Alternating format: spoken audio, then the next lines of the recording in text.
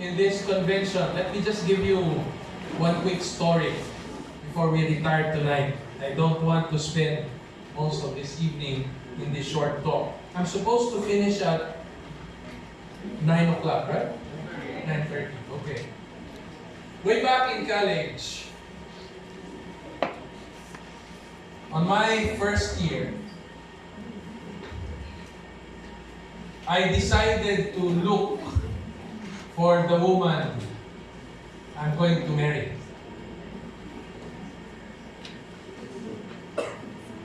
I never started with the thought of courting and testing and trying the waters. So I decided to look around. It was first year. Halfway the semester, I saw women in different sizes, in different lengths, in different colors. But I am most attracted to a woman with a well-kept, shiny, long hair. So these were my thoughts when I entered college. I started off with the course in commerce. I wanted to be a CPA lawyer.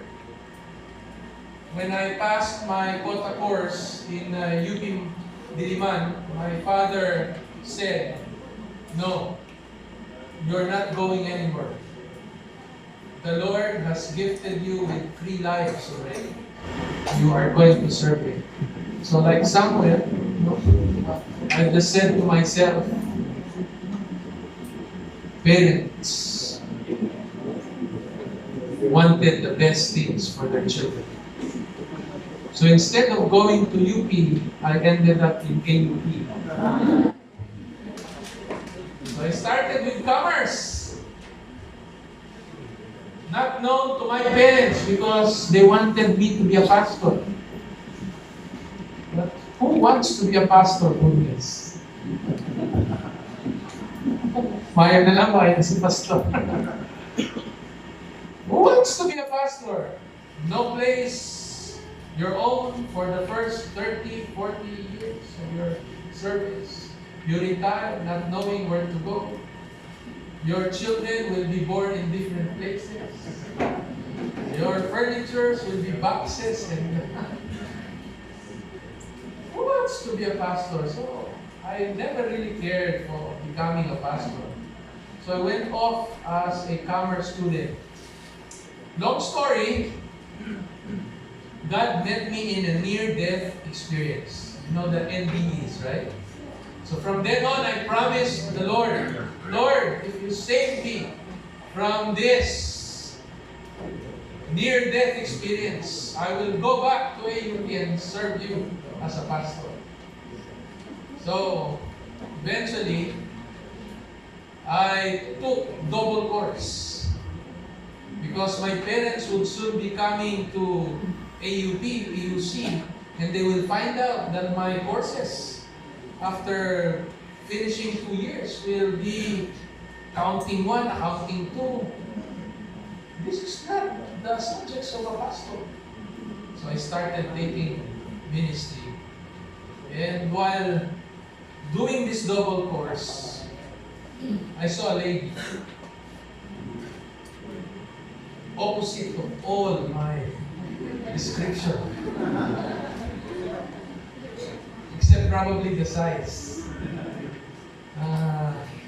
Probably I have not yet gone as far as the back, but I've never seen a lady tonight who's as slim as my wife was back in her college days. She loves to climb mountains, and so there I found her. But I never had the courage to tell her about my intents and the romantic feeling in a man's heart.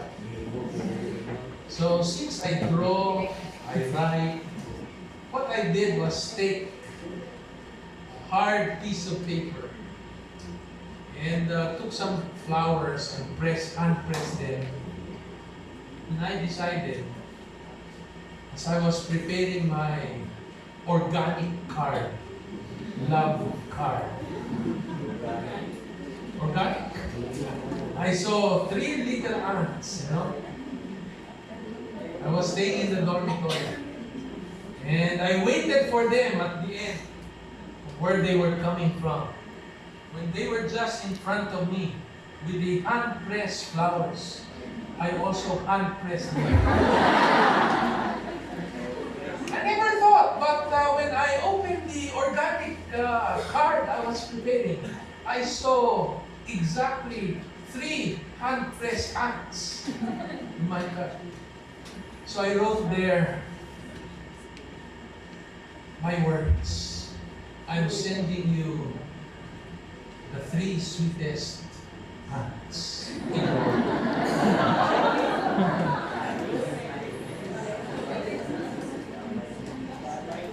Nothing more, nothing less. Just those words.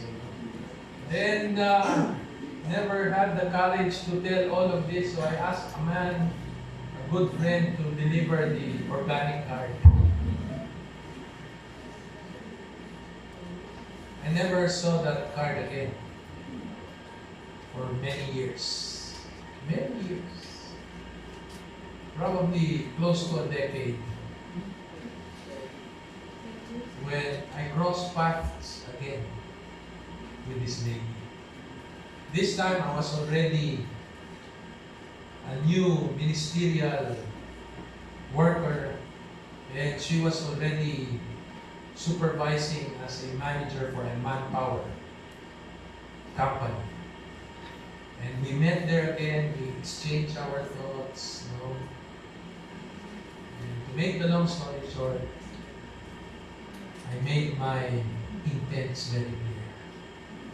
This time, I had the courage. Go! Yeah.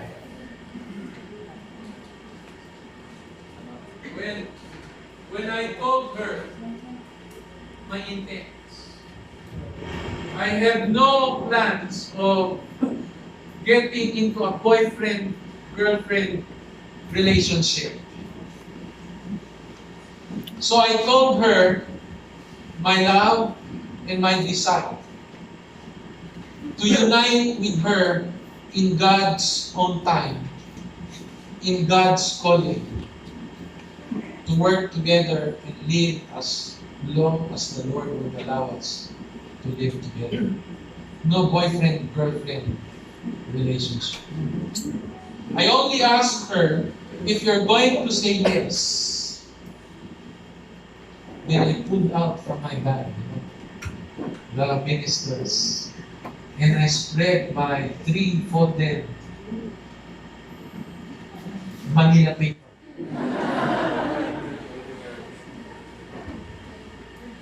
And I showed to her my 30-year life plan. There were 3 parallel lines in that Manila paper. Wasn't as good. 3 parallel lines. This is me, this is you, and the children I would have from the woman I would marry. So tonight, I'm giving you, starting tonight, 3 days. To think hard. Amen. To think hard before you say yes. Because she was about to say yes. But I told her, hold on to your answer. Read the Manila paper first.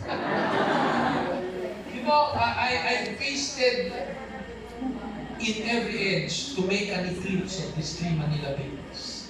1/4 of them.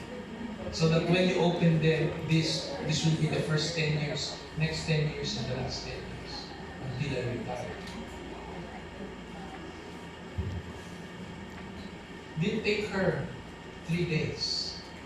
She said 3 days are only for people who do not really think. I prayed about this. I waited for this time. I am sure God is with me when I will say yes. So in less than 4 months, we got married.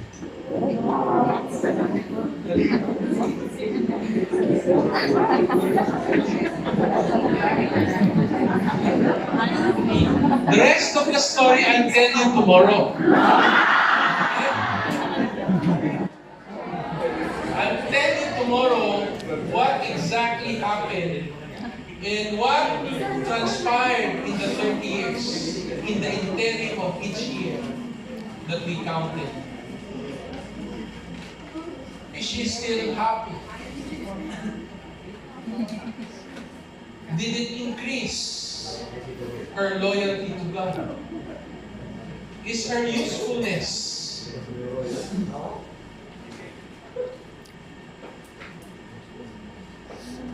expanded? Has it expanded for God's glory? Well, tonight, our youth director and his staff has prepared a very good line of topics. Have you seen it in your program? Yes. Before I left for Africa to do an evangelistic series 2 weeks ago when I came home, I received these topics from Pastor Jens. And although these topics have been very familiar, I said to myself, I will look at this intently as soon as I touch down from the continent of Africa. And so I prayed to God for the next 3 days about these topics. I don't know with you, but it taught me more that I would share to you in this entire convention. So be assured that in God's grace, we will all come closer to the author of love. That is Jesus Himself. To make our convention even more exact, I'm warning you. Do not run ahead of me. Do not talk yet to join, because there are more in that story that it will be her first time to hear in this convention. So I asked Pastor James Lee that I'm really taking Dr. Joy with me, so that patas, fair tayo. When I talk about ladies, she will talk about men. We will have a breakout session when she will have time with ladies and she will have time with men. And I will have time with men and I will have time with ladies. So you would exactly know, ladies, what's in the mind of a man when we say this. And there will be many occasions when my wife would tell you, this is what we are saying, but this is actually what we mean. No, ladies, you are the most complicated creature. And I would say, I'd like to grow old with my wife. And learning, as Pastor Palomares has started this evening, will never stop. Ceaseless for eternity.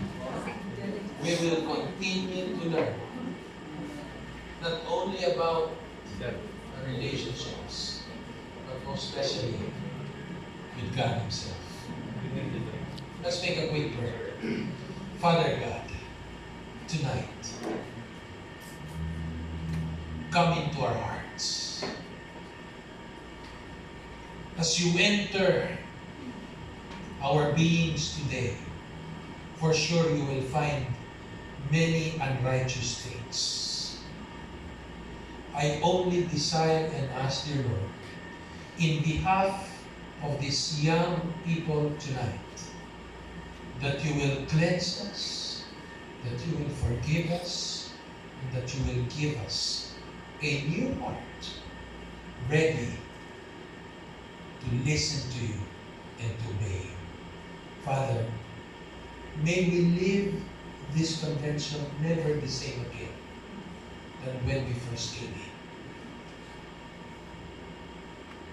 Teach us now, in Jesus' name. Amen. The first topic, what's in your suitcase? Let me tell you something about people, especially your group now.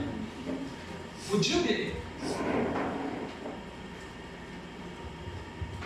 Hindi kasi ako sanay humawak ng microphone. Would you believe that the generating, innovative, and sophisticated workforce now are the millennials? In the Philippines, we call them the Phillennials. These are the people who were born on the last decade of the 20th century. So, if you were born sometime in 1990 and onwards, more likely by now, you are already working as professionals. You are already in different industries, they would say. Some are already in their practice of medicine, dentists. Some are already tenured as teachers, engineers. Those of you who are business professionals, entrepreneurs, you are the age between now 20 years old to 30 years old. You are this group of people who is now shaping the next 40 years, if Jesus will not yet come, of what will become the landscape of the industry in the Philippines and around the globe. You join more than 33% of the workforce around the globe who are also millennials. If the church would have to utilize you in its mission and allow you to participate in the sharing of the gospel, the work that Pastor James is doing right now, and with the rest of the youth directors in every mission and conference, is but necessary and our raison d'etre, our purpose for existence, our mission as a church depends upon you. Many young people go to church in order to bless their work. Are you with me? Yes. Most young people, even inside the Adventist church, they go to church so that God will bless their work. It's the other way around. It should have been that we are working in order to what? To support the work of the church. Are you with me? Yes. But this has never been the case. Many of our Adventist young people in this generation, called as the millennials, are working and are attending the church at the end of each week. Nalabag pa. In order to bless their work. I'm inviting you to put on your thinking cap in this perspective. that you come tonight and you will leave this convention with your aim and purpose to bless the church with your contribution by adding value to the church. That your work will support the work of the church, not the other way around. When was the last time before the licensure exam you promised God, Lord, if you make me pass this board exam, I will serve you? Where is that now? That statement alone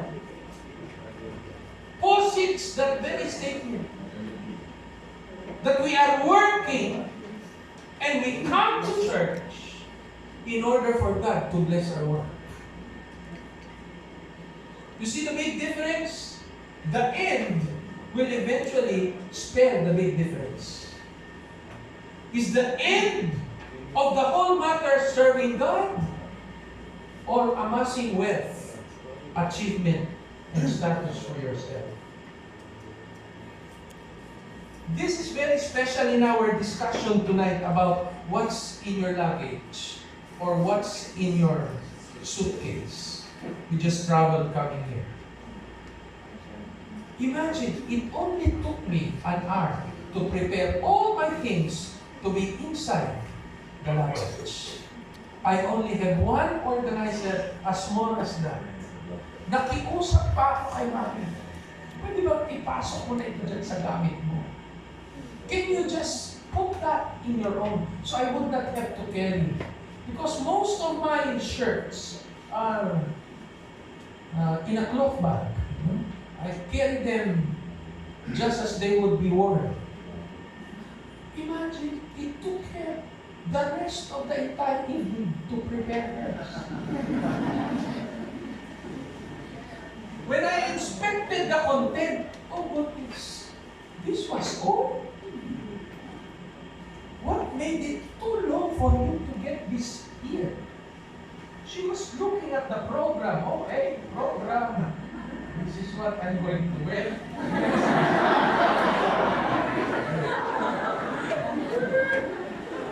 You know, women, how you think?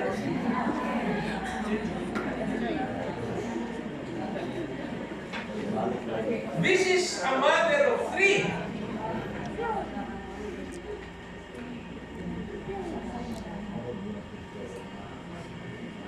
I'm telling you this, young people, because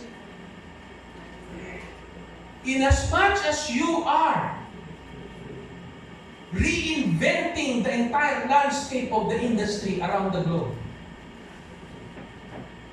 you are also the most troubled generation. You are plagued with mental illness.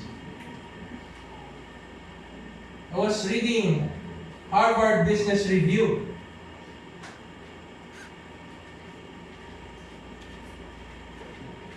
The millennials at the turn of the century are plagued. Number one, anxiety, stress, and depression. Among the millennials, there was an increase of 18% in only a matter of 7 years. 18% increase. Why? That study revealed that millennials, those who are already working within this decade of 20 to 30 years old, who are employed, and those who are seeking employment, fall only on three things. Number one, money. Number two, decisions or decision making. And number three, relationships. Ito ang pinagkakastresan ninyo. To us coming from Generation X, hindi ito masyadong problema. But to you, you go around on these three things. So that if we still have time tonight, and I will ask you to group yourselves into three and share the burdens that you have from your suitcase. More likely, be funneled only into this three. It will be an issue of finance, support, wealth. They are all packaged in one suitcase. Another one will be what? Decision making. It's hard for you to make decisions. Back in my days, ice creams have only 2 flavors. Chocolate, vanilla. We're good. When the ice cream vendor would say, chocolate, vanilla, you only have to choose between the 2. Nowadays, you have a pantheon of choices. And it makes very hard for you to make a choice. Whether it's going to be Samsung, Vivo, iPhone, Huawei. And when you open your closet, you say all the garments. You don't get to decide what to choose. Choices are as many, as innumerable now than in our time. So inamin ko, hindi na ako kasama sa millennials. Ako po kay Pastor Jensky. Pero I'm no longer part of this. I can already see the big difference between me and my children. Imagine back in our time, there's only one shoes for school and for church. But those of you who can relate with me, this is not an issue whether you have money or not. Because now, goodness, I have 3 children, 2 girls and 1 daughter. Is that a big problem? I have 2 girls and 1 daughter. The shoes, oh goodness, the shoes for hiking. By the way, I'll tell you what I did with the hiking shoes of my wife when we got married tomorrow. Shoes for morning, there's shoes for church, there's shoes for school, there's shoes for almost everything. It's hard for you to make choices. Now another one, you are not as good in relationships. It's very hard for you to be convinced that you will jump into that relationship. Mga sigurista kayo. You wanted to be sure, what will this person add to my life? Before you commit, in fact, you don't know what's the real meaning of commitment. Even if you enter into a relationship, you make a clear partition of what is yours and what is his or hers. So these young people of this generation are so plagued because they wanted things to be easy. You have no idea what we went through in our time. Today, everything is just available and easy. Washing machine? Ano pa? Rice cooker, sunog pa ang sinain mo. Rice cooker na lang, sunog pa ang sinain mo. You want food? Drive-thru. We don't have that drive-thru back in my days. You have 7-Eleven everywhere. Ay, hindi mo pwedeng sabihin magkita tayo sa 7-Eleven ha. Because in a small space, you have 3 7-Elevens. Millennials, am I still connecting with you? This is your generation. You are plagued with so many of this that it causes anxiety, it brings stress, and eventually, if no one will guide you and intervene for you, you end up with depression. Look at the celebrities over the television. Most of these people are going through depression. These are those who had the courage to speak it out. What about those who never had the courage? Depression is becoming a real thing among our millennials. So what's your burden? What's in your suitcase? What's making it hard for you to commit? You're not ready to go and be in love until you are sure of yourself. Because love is not about taking. Love is about what? Giving. Never believe.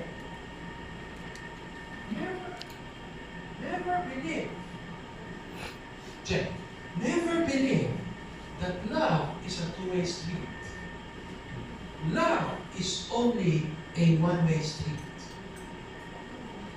It is giving and giving and giving and giving. It never stops giving. In fact, its motivation is to add value over the person.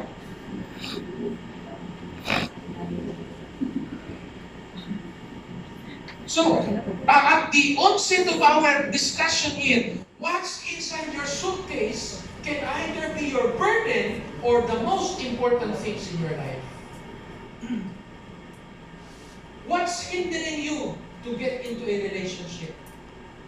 Lalo na yung mga bitter sa mga lalaki. Kung makasalita kayo, pareho lang naman. Kaya ako very happy. I'm so happy that there are events like this. Get this over the record, ha? Get this off the record. In Luzon, to get a handful of 30 young professionals is already something to celebrate.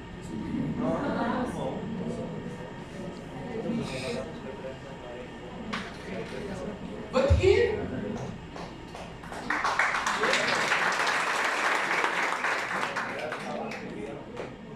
hindi kayo nahihiyang single pa rin.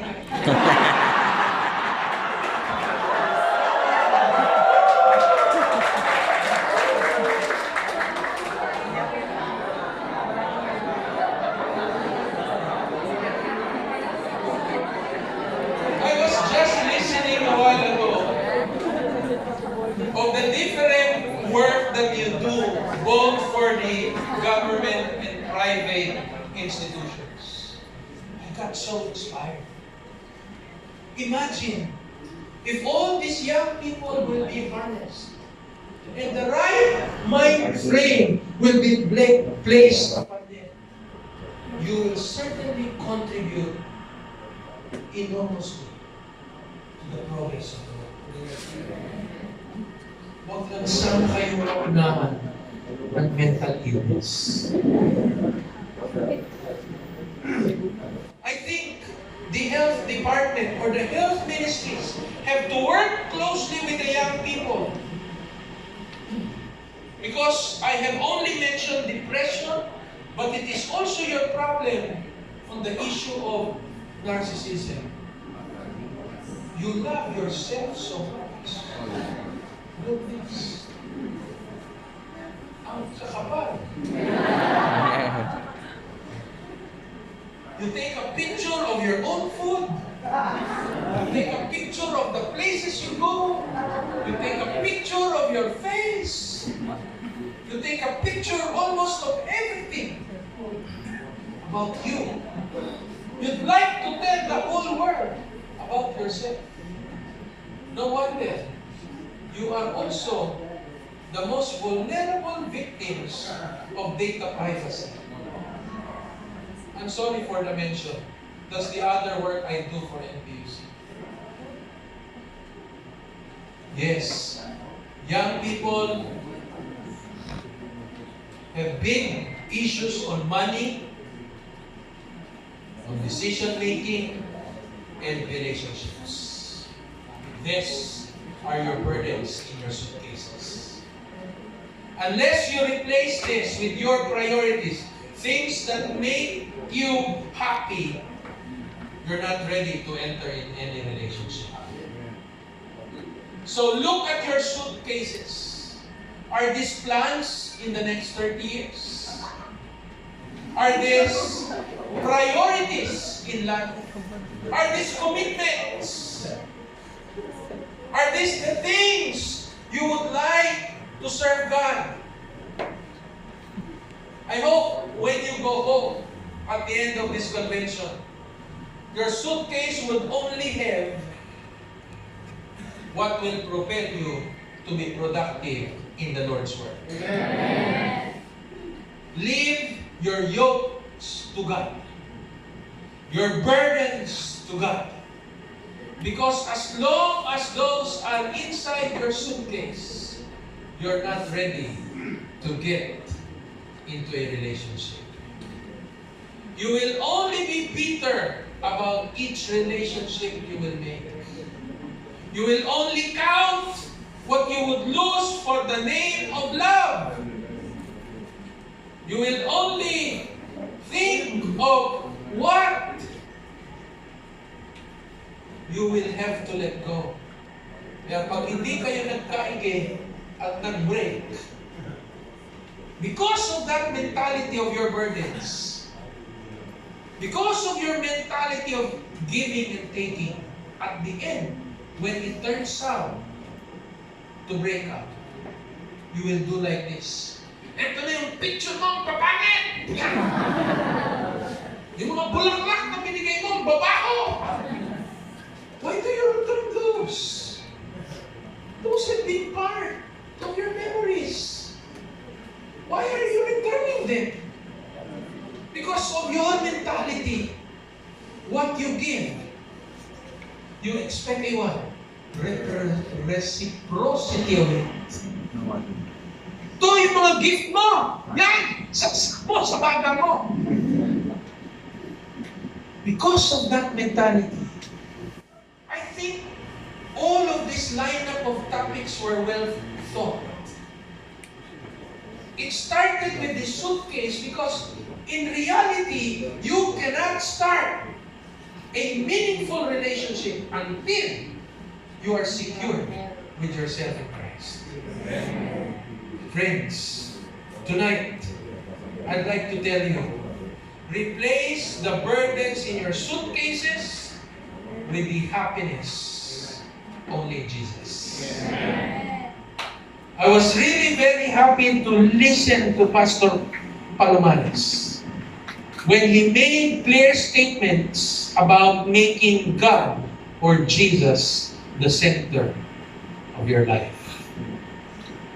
All things work together for good. Happiness in the scriptures are twofold. In the Old Testament, most spoken in Hebrew, you find these two rendered meanings in Hebrew. The first Hebrew translated as happy or blessed is one that gives as an inheritance. Go, I give you the blessings. I give you the happiness. Aren't you happy when your parents agree with you in your choice of a special friend? But woe unto you if your parents do not agree with you. Di ba? Anak, pag-aralan mo, you do some research.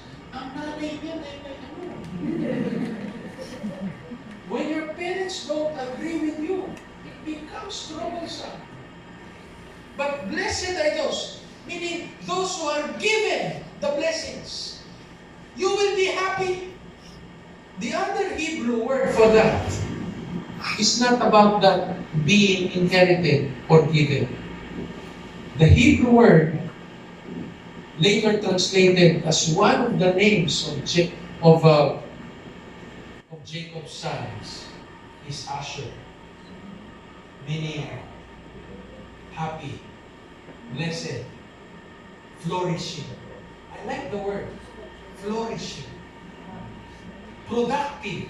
You know, it is exactly also the same Hebrew word the psalmist used in chapter 1 of Psalms. Blessed is the what? who is planted by the river. He will be what? He will be flourishing. What God wanted you to have are not the burdens in life. What God wanted you to have is happiness that will flourish for His glory. When you are flourishing, when you are with God, when you are happy, you're ready to get into any endeavor and relationship. Let's put this right perspective. If you're not happy yourself in God, never think you can make someone happy in a relationship. Marami sa atin ang naghahanap ng panakip butas. We look for people who will only what? Fill our vacuum. So selfish. We promise our love in reciprocal of what? Of filling our own vacuum. This is not true love. Start tonight and with the rest of this convention that your happiness is founded within in Christ so that you can share it to others. Remember, you cannot share something that you do not have. If you do not have happiness, if you do not find fulfillment in life, there's no way you can bless the life of another person. You know, I don't know if your ministers do it, but for me and my wife, we have turned down already today 271 requests to officiate their weddings. To count, we have already married 72. Meaning, we have officiated already 72 weddings. We have turned down 3 times that number. When young people who come to me and ask to be married, when they don't want to go through the pre-guidance or pre-marriage guidance sessions, I also say, I'm not ready to engage you into a lifetime commitment. You may probably look for someone else to do that. They will need to engage through an 18 contact hour 6 sessions pre-marriage guidance. And at the end of it, they must be able to defend their integrated 30-year life plan to their parents, both sides. If their parents cannot agree with them, walang kasal na mangyayari. My commitment is to make sure that we, the 3 of us, the 2 and me, will be able to defend our 30-year life plan to both sides of parents on the day of meeting. 3 hours each session, 18 contact hours. Let's make sure that we will apply all the competencies that we needed. And at the end of it, when finally the parents will say yes, we will go through the biblical practice of blessing each one of them from both sides of parents. Nakakalimutan na natin kung gaano kahalaga yung blessing ng magulang. You see, friends, blessings come and synonymous to happiness. When you are connected with God, when you are right with God, blessings, happiness replaces burdens. Please, go home at the end of this convention with happiness in your luggages. Never, and I would say, leave here the burdens. Malungkot yan pag nag-uwi pa kayo ng burden. Make happiness your goal in Christ. To make it even concise, biblical true happiness can only happen on a tripartite mode. You know, the 3-legged stool, it will only stand when, number one, your happiness is anchored in God. So never get into a love relationship until you have accepted God as your personal Savior. Amen? Amen. She's the author of love. What can you share? If you don't have God in you, and you get into a relationship, ang maipapangako mo lang sa babaeng yan, sa lalaking yan, puso. Hindi puso.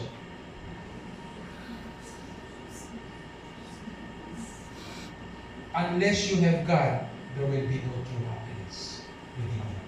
Second, live to help others.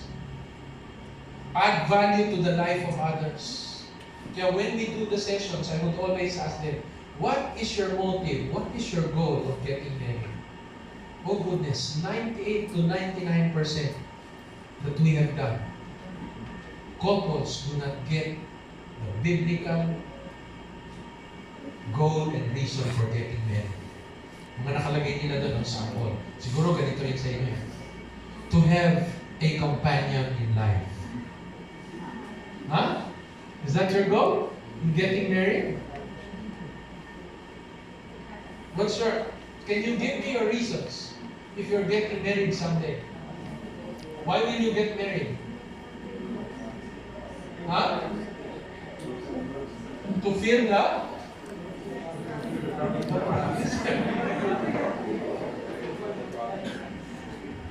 You know what, friends? I'll tell you straight. If there is something that is worth thinking of getting married, is when you want to contribute or add value in the person you're going to marry. It's about giving. So that in the life with you, that person becomes better than when you first met him or her. We good young people tonight, remember, you cannot share anything that you do not have. The last one, do good to others, God anchored. And the last one, in order to find true happiness, is to put your treasures in heaven. I never thought that this three spirit of prophecy field, advices and counsel, are also the same answers to the dilemma of the millennials. Money, decisions, and relationships. Our antidote, what again? Number one, have your relationship anchored in God. Number two, add value to the life of others. And what's the last one? Lay your treasures in heaven. So, Philenians, please, there's nothing wrong to get rich. But please put your treasures in heaven. When you make decisions not for yourself, but for the benefit of others. And when you make relationships, make God first. When you do this, I am sure you will be happy in your life. I was wondering what Pastor Palomares would have in mind when he thought of this theme, imitate me. Let me close by pointing you to this text in the Bible. Look at 1 Corinthians chapter 4. This is where we end tonight. Are you there? Yes. I'm not putting something on screen, so you make the Bible your love. What can you share? Magtititigan kayo under the okra shrub. What's your favorite book? These are not the things you need to talk about. You have the scriptures to rule your relationship. So love your Bible. Bring your Bible to our sessions because I will be Bible-based. Look at 1 Corinthians chapter 4 and I'm looking at verse 16. Have you seen it? Yes. You'll be amazed. How is it translated in your Bible? No? Sabi mo sa akin, no? Therefore, I urge you. Who's speaking this one? Who's speaking this one? Come on. Paul, right? Paul said what? Imitate me. Look at your seatmate. Left, right. Can you tell the person? Imitate me. That gives you now the baseline of what we're doing. I hope by the end of our convention, you will be able to say to the next person to you, imitate me. It's a high thought. This is never as simple. So what does it mean to imitate me? Just jump to chapter 11. Chapter 11, same book, and the verse is 1. Chapter 11, verse 1. What do you find there? Paul, who said, imitate me, also said what? Imitate me. Come on, what's the next line? Huh? Imitate me just as I also imitate Christ. The more we imitate Christ, the more we will be able to say, imitate